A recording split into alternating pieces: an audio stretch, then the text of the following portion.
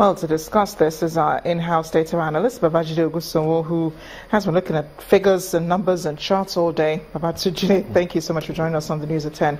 A pleasure having you here. So how is our debt profile influencing economic growth?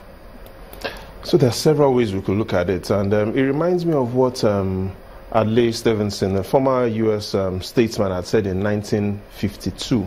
Here's what he said. He said, we can clearly find the chart that leads to the future, clearly and wisely, if we can determine the path that has led to the present. So how does this connect to our debts? We need to clearly look at where we're coming from. And so in the Fourth Republic, 1999, what was our domestic debt? The FG's domestic debt, 794 billion naira. Today, it's 11 trillion naira. That is 14 times what it was when the Fourth Republic started. However, let's look at economic growth.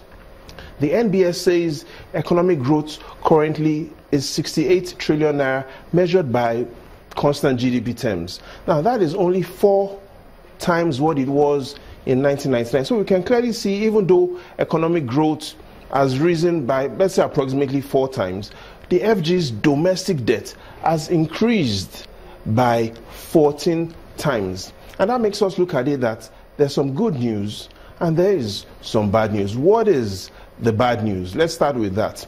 And the bad news is the evidence shows that there's no correlation between the rising domestic debt profile and economic growth. So clearly you could see that domestic debt has increased by a multiple of 14 times. Meanwhile, economic growth has increased by only about 4 times. However, let's look at what had happened. For instance, the highest economic growth we've achieved in this Fourth Republic was in 2002.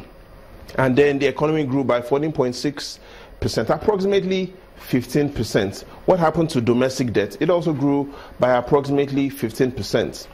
But however, let's look at the fastest and highest rise in domestic debt. That happened in 2006, when our domestic debt had grown by as much as 79% in 2006. However, did economic growth happen that much? No, economic growth in 2006 was only 7%. So we can see that even though domestic debt is significantly growing, economic growth doesn't match that level of domestic growth of debt. In simple terms, what you'll find out is, even though all this looks like some bad news, whereby we're increasing domestic debt and it's not translating to real growth for the man on the streets, the good news is, based on the government's economic recovery and growth blueprint, they've said they will focus less on domestic debt for the next 4 years. So the plan is to reduce financing from domestic debt from 54% presently to as low as 26% in 2020, and that is the good news. And if that plan is implemented, it will free up space for private sector, for the banks who offer loans to the private sector, and improve the economic growth that the Nigerians really want. So additional debt could help to fast-track rural-urban development. Additional debt, if it is no longer domestic, could fast-track it. So what we're looking at is, which is what the government is also looking at, to rely less on domestic debt, focus more on foreign debt, and then allow the banks to free up funds, which frees up funds for the banks to support more private sector lending. Again, because the evidence does show that the increase in the FG's domestic debt profile doesn't match what you've seen in real economic growth. So if we raise debts from foreign sources, wouldn't the principal and interest payments in foreign currency put pressure on Naira revenue? Yes, it will. But we then now need to increase Naira revenue. And that's the challenge. So today, domestic debt is over 11 trillion Naira. However, the money that goes into the Federation account, still nowhere near 11 trillion Naira. Just consider this. If I were to write you a check for... A real check. A real check. And I quickly put your name on this. And it's... You could read what figure I've signed for you there. This is 27 trillion Naira, really? That is how much revenue Google earns.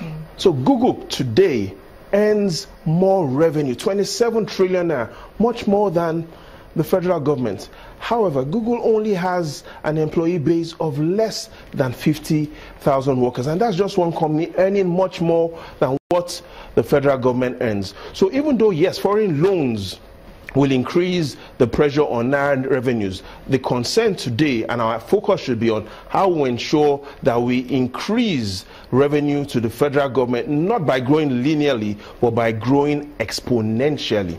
Okay, now very quickly, some states have received a partial refund from the Paris Club loan payments. What role do states play using debt to support funds that they generate internally?